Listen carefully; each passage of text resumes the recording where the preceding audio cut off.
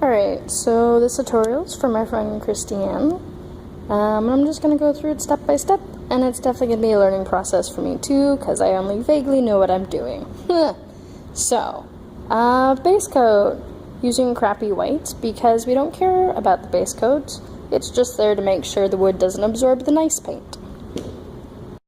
Alright, so these are some of the materials you're going to need. We're going to use a really ridiculous combination of blue and yellow because it's got a lot of contrast and it was easy to reach. Next we're going to do Zep. This is the product I was talking about, Christiane. It's pretty awesome. And our Hudson sprayer. This brand is HDX. I haven't seen too many other brands, to be honest. I think every shop I've worked in uses this. And a chip brush that we're going to cut the ever-living shit out of. So, yep. So, while we're waiting for the white to dry, we're going to mix up our spray colors. So, I'm pretty sure you already know how to do this, but I'm doing it anyway.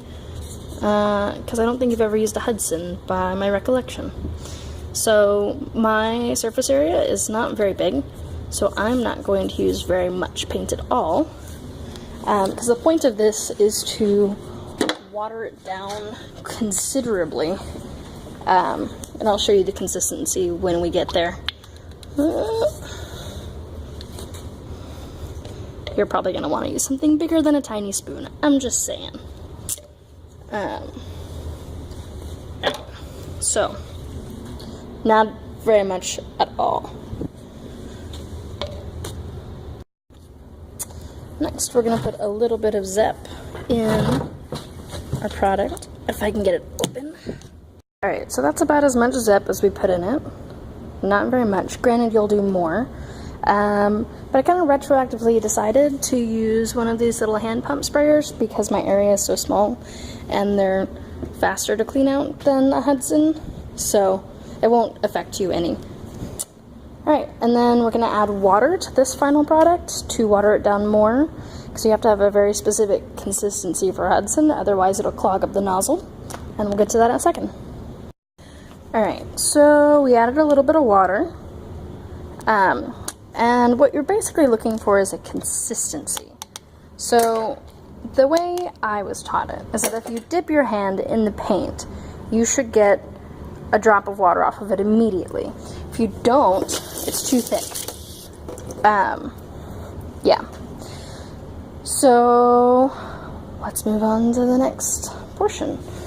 We get to evidence how short I am because I can't reach her funnel. So, with all sprayers, when you put paint in them, you have to strain it. Particularly because if any chunks of like dried paint from the side of the bucket or what have you get stuck up in the tubing, it's a pain in the ass to clean out. And can permanently fuck up your shit. Okay, so to strain paint into your sprayer, you want a funnel and pantyhose, or I'm pretty sure this is like a laundry bag or a hairnet, some kind of mesh material with a really, really fine mesh to keep all the bigger pieces out, basically. I'm going to use the same one and not wash it out and just do the yellow before the blue because I'm an adult and I can do things. So point in case, my straining of the blue paint got that nice little glob of stuff. And don't forget to clean this out fairly quickly because otherwise you'll have a useless strainer. It'll take forever to strain anything ever. Alright, so we filled both of these with our colors. The next thing we want, which I already have set up because we store them this way, is our big Hudson full, give me a second, full of water. Yay! Okay, so Hudson sprayers have this little tip that you can adjust to be more streamlined or more misty. So, all the way one way, which you're just going to have to figure this out, gives you, I don't know if you'll be able to see it, but mist. Yay. All the way the other way without taking the nozzle off gives you that. Alright. To put pressure in the Hudson, you pump it. It's crazy. Wow. Alright, so now that I've jerry-rigged my phone to a ladder, just for you, Christiane. A couple ways to do this. I'm sorry if it's not all on screen since I can't see it. But you're gonna wanna pump your sprayer.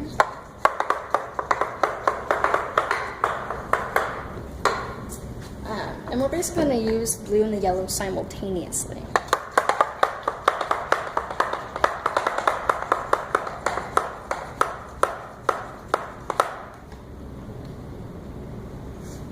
Do a test shot before you do anything so you know that you have your nozzle where you want it to be. That's not it. Also not it. That's better.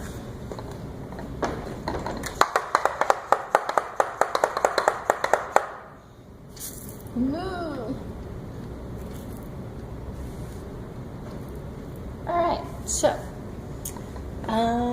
it's gonna be kind of like scumbling, except with a sprayer, so it's super fast.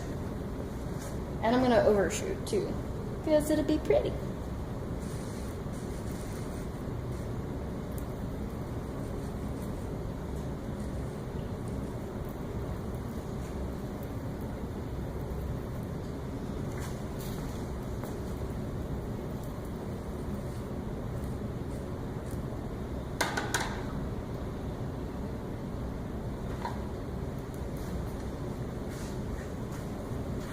Do a little fine mist over the negative area where the yellow is going to go, just to help blend.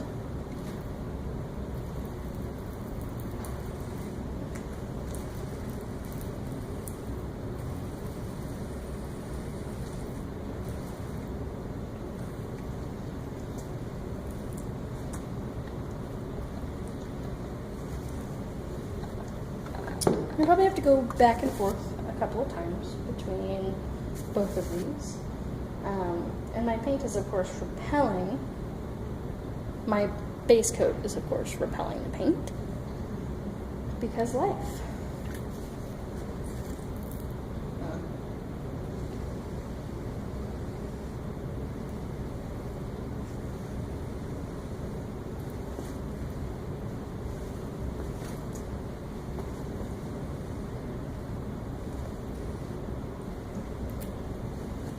Okay, so here's that.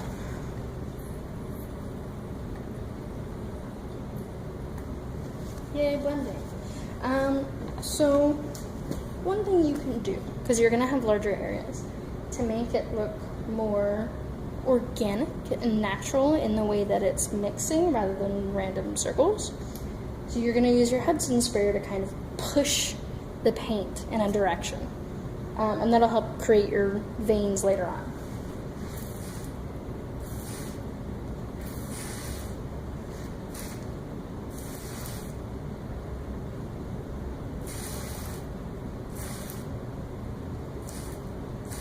And it'll also help mix your paint together, so hard to lose.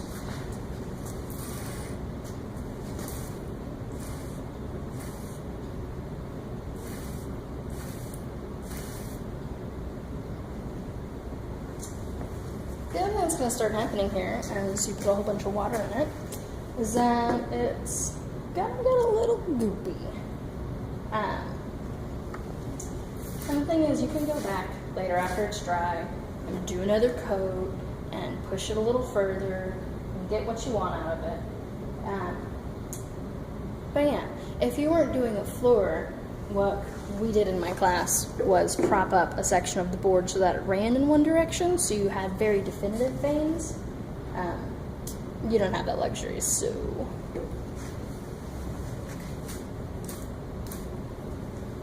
Alright, well, there's that for right now. Alright, so our next step is going to be to cut the ever-living ship out of a brush. Now, what you're looking to do is create a whole bunch of blank spaces, basically, kind of like you would if you were dry brushing something. I'm going to use a 4-inch brush because I feel like it will work better, but I have nothing to back that up.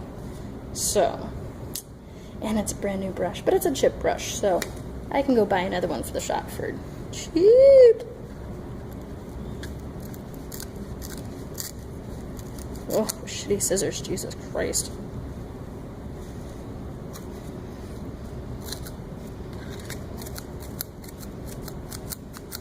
Yeah, I'm getting another pair of scissors. I'm gonna try and make pretty deep cuts, because this is something that you really need spaces and gaps on.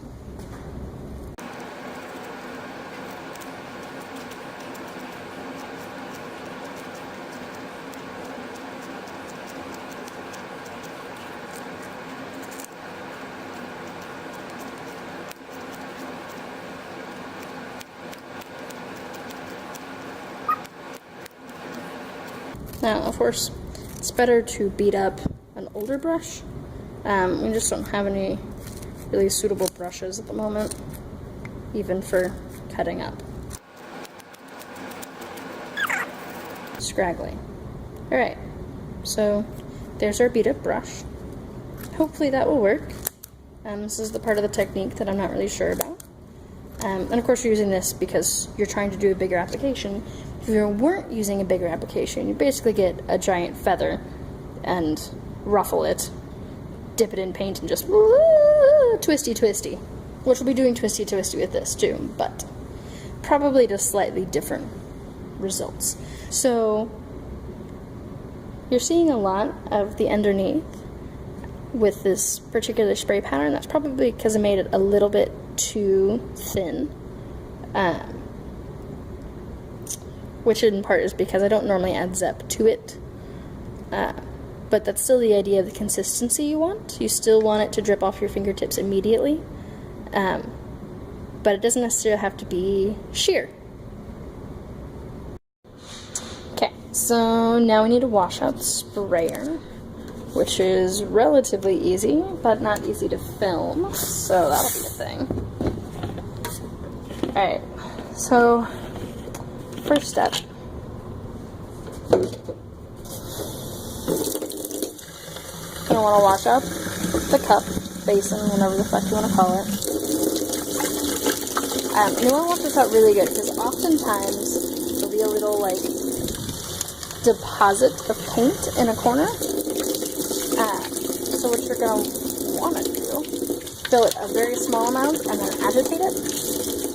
And do it 2 or 3 times until you don't see anything on the bottom. And then you're going to fill this with water. Not a whole bunch, just enough.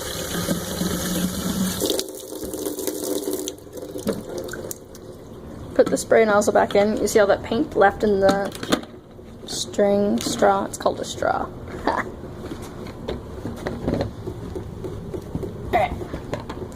Charge it back up. Basically what you're going to do is get all of the yellow paint out of that. So, oh, it's yellow. Oh, now the water's feeding through it. You're going to want to do this through a couple of cycles. So you want to do the really fine misty cycle and the straight cycle and go through a couple times. Alright, that's probably good.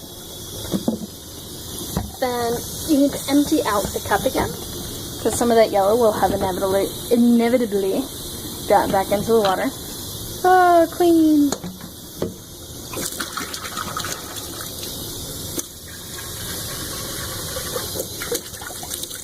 And rinse it out a couple more times.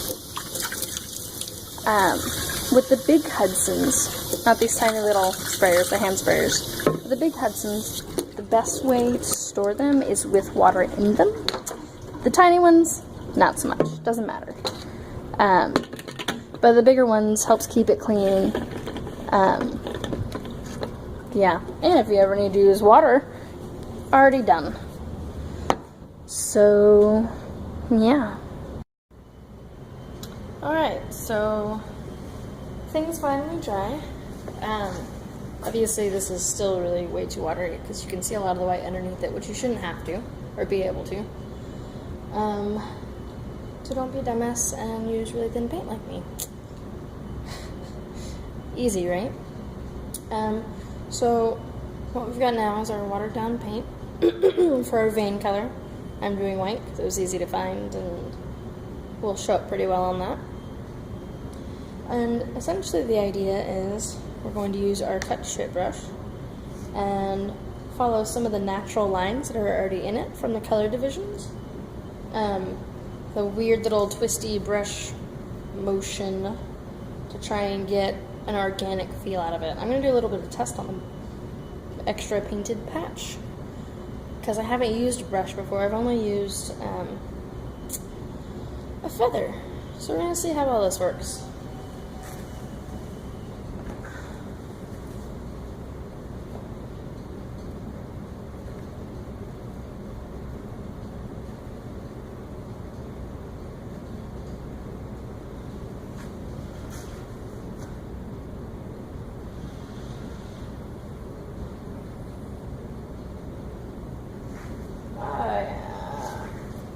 Yeah. So twisty. I would never get your brush fully like that with the floor. So you're just going to get a whole bunch of lines. So the idea is to kind of make it weird and twisting and yeah, the closest words I got organic.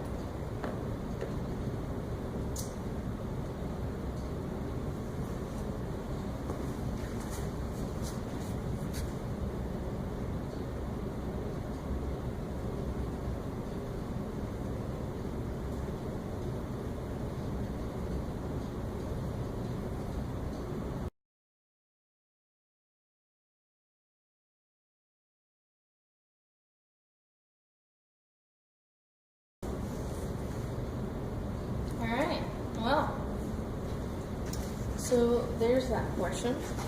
Now, really what you want to do after this, batter a contrasting color over top of it, like dark brown, black,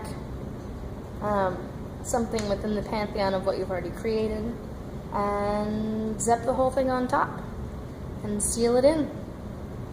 So, yeah, there you go. That's what I got for you. You know you can call if you got questions. Also bear in mind when you're doing the veining that having little like holidays where the veining kind of peters out and then reemerges happens quite frequently in marble, so don't worry about getting one whole cohesive line. Just worry about getting organic, twisty, turny octopus tentacles, basically. The paint being too runny actually kind of benefited in a way, because it made it very modelly. So, there's that. Good luck, live long and prosper.